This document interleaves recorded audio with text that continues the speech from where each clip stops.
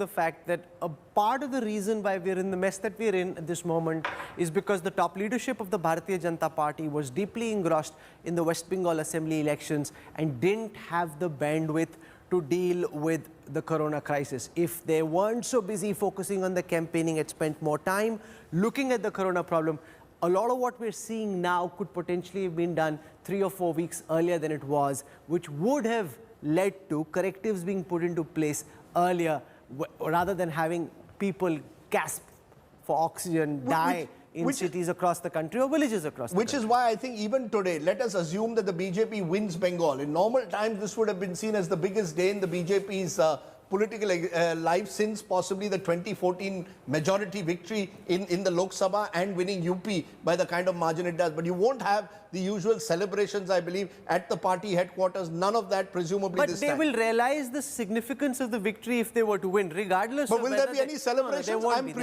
I'm presuming that what the mistakes that you made in the political campaign, the mistakes you made in allowing the Kumbh to go ahead, they will not be replicated. Is there that consciousness now clearly right down the line?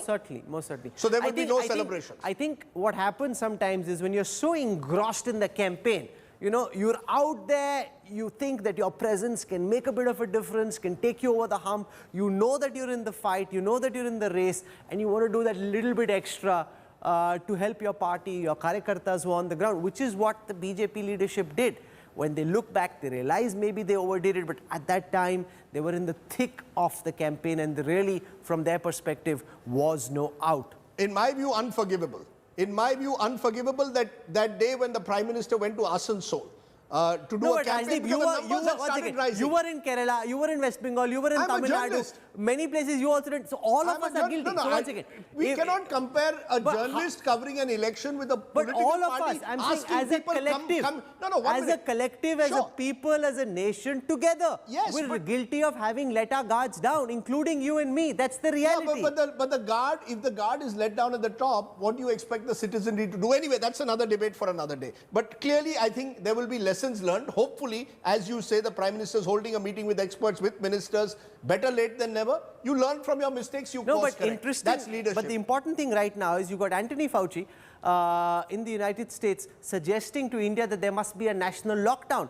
We've had from Dr. Randeep Guleria, the chief of AIIMS, suggesting that there should be a national lockdown as well, saying that areas where the test positivity ratio is more than 10%, there must be a national lockdown. It's tough. It's brutal.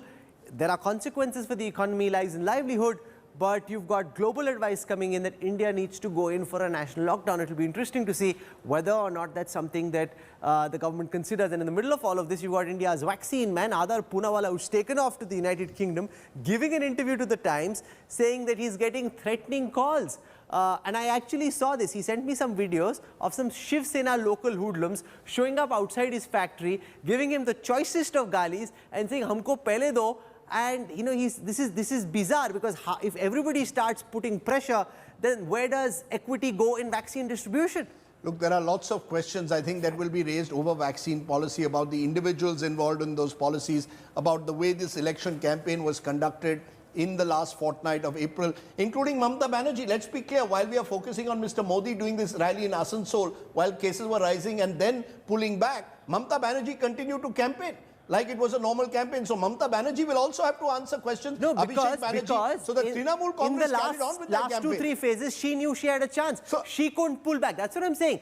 If you've got nothing in the game, like Rahul Gandhi did, it's very easy to cancel. Say, I'm not going to West Bengal.